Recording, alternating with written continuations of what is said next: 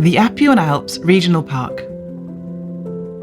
The Apuan Alps Regional Park is located in northwestern Tuscany, near the borders with the regions of Liguria and Emilia-Romagna. The whole area of the park is occupied by the Apuan Alps, beautiful mountains up to 2,000 metres high. In this podcast, you will find stories and facts that will help bring this park to life, acting as your tour guide. You will climb steep slopes, see views where the mountains reach the sea, have fun discovering rocks of all different colours, and take a silent peek at the animals that live in these forests. The Apuan Alps are special mountains for many reasons. Firstly, they have spectacular shapes, stretching up towards the sky. Some of the peaks of these mountains are so tall and thin they look like towers. Other summits look like medieval church facades or huge pyramids. If you decide to visit the park and walk amongst the mountains, you will immediately feel very small at the foot of such tall and wild slopes.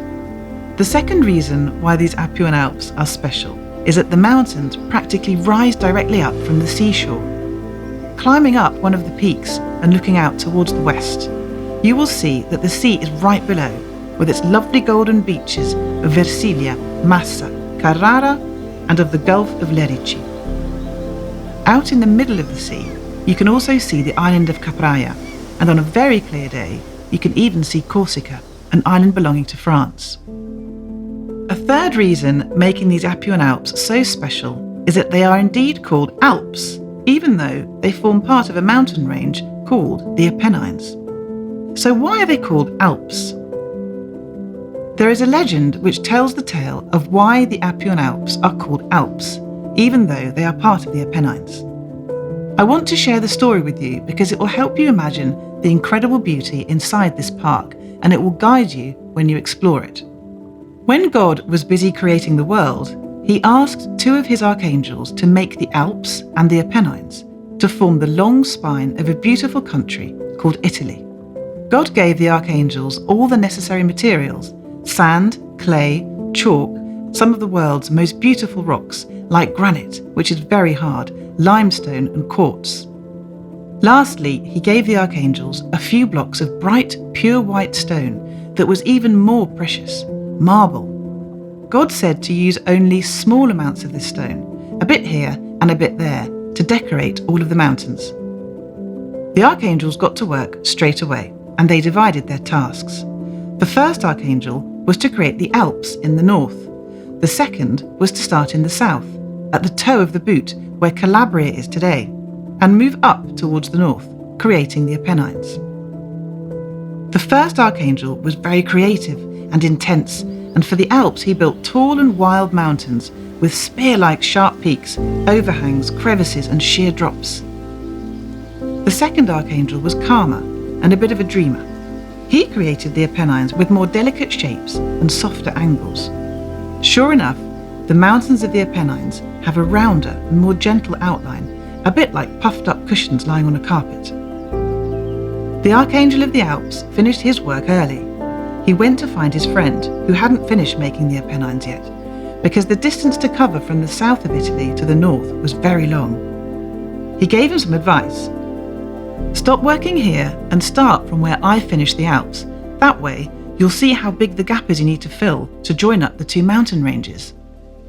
The Archangel of the Apennines took this advice and headed to the north, now the region of Liguria, carrying some of the stones with him. The Archangel of the Alps wanted to help his friend, and so he built a brand new, beautiful mountain range using all the remaining marble to make his work look even better. True to his style, however, he made sharp mountains out of the marble with peaks, canyons and towers, which ended up looking just like his beloved Alps. The result was astonishing. The Pizzo d'Uccello, one of the most beautiful mountains in the Apuan Alps, is shaped like a bird with open wings. Another mountain, the Pania della Croce, at 1,858 metres tall, looks like an enormous pyramid, and the Pania Secca, next to it, looks like a sharp blade pointing up towards the sky. The mountain Monte Forato is even more extraordinary, where, near the top, there is a huge hole forming an archway, a bit like a ring donut.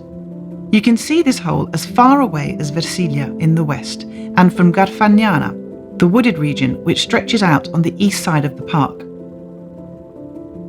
When the Archangel of the Apennines got there, he saw the brightest mountains in the world. The white was blinding, as though the mountains were covered in snow and reflecting the sun. He was very happy about the help he'd received. When God arrived to see the work, the two archangels were proud of what they had done, but also a little afraid of being told off. God looked at the Alps and the Apennines and said that they were both good things. He then turned to the small mountain range as white as milk that looked so much like the Alps and was stunned. Then, a huge smile spread across his face because he really liked what he saw. These Apuan Alps were indeed beautiful, a bright white over a blue sea. God said just one thing to his archangels. I don't want man to see all this precious marble straight away. Cover those mountains with thick forests, with fields and all kinds of shrubs. We must make it very hard for man to be able to take even the tiniest piece of this marble. So the archangels covered the mountains with all sorts of trees, beech, fir, oak, chestnut, pine and hornbeam, and decorated them with flowers like blue gentian, wild purple orchids, white daffodils and thousands of other plant species. Today, when you walk through the Apuan Alps, you are surrounded by dense woodland with green fields full of colourful flowers. If you look closely at the ground when walking through the Apuan Alps, you will be able to admire many rare plants like lilac globe daisies and yellow santolina or cotton lavender, a medicinal plant used to help with inflammation, and in some secret remedies it can be used to help with digestion problems. Another rare plant found here is the Pinguicula apuana, one of the few carnivorous plants in the whole of Italy. Their leaves are slimy and sticky to trap the small insects that land on them. You can also see these plants if you visit the Ansaldi Pellegrini Botanical Garden, a wonderful alpine garden in Pian della Fiova in Massa. Thanks to all these forests, the Apuan Alps are full of animals. In the skies, there are predators like golden eagles, peregrine falcons and owls. In the woods, wolves, foxes, weasels, wild boar, squirrels and many other species inhabit the mountains. There is also a mysterious animal here, the red-billed chough, Gracchio corallino, with its red beak and red legs, which has become the symbol of the park. If you're lucky, moving carefully and very patiently through the woods, you may be able to catch a glimpse of some of these animals before they notice you're there and run off to hide in the dense woodland or inside the thousands of caves hidden in the sides of the mountains. The Apuan Alps have lots of these cavities, caves, underground tunnels and amazing shafts, hundreds of meters deep, so when rainwater soaks into the ground, it travels hundreds of meters underground, making rivers and lakes that fill the caves and then appear as if by magic at the foot of the mountains. There are 3 tourist centres which offer unforgettable guided tours of the caves of the Apuan Alps. The Antro del Corchia in Levigliani, the Grotta del Vento in Fornovolasco, and the Grotte di Equi in Equiterme. The marble rocks were hidden for thousands of years, kept safe by the forests and the animals. When they were discovered, people began to admire these mountains even more. The beauty of the marble, as described in the legend, was enough to make the famous artist Michelangelo come all the way from Florence in person to Monte Altissimo to choose blocks of marble stone for his sculptures. Marble from the Apuan Alps has been used to create many extraordinary sculptures and churches that can be visited across Tuscany. This mountain range is famous throughout the world for its precious marble. According to the legend, the Apuan Alps were called Alps after the archangel architect who built them, because these peaks looked so much like those found in the mountain range of the Alps further north. Strolling through the Apuan Alps can therefore sometimes feel like visiting a wilderness of the past. A place where shepherds, woodcutters, coalmen and farmers in fact once lived for thousands of years. Walking through the park, you will discover some traces of this past.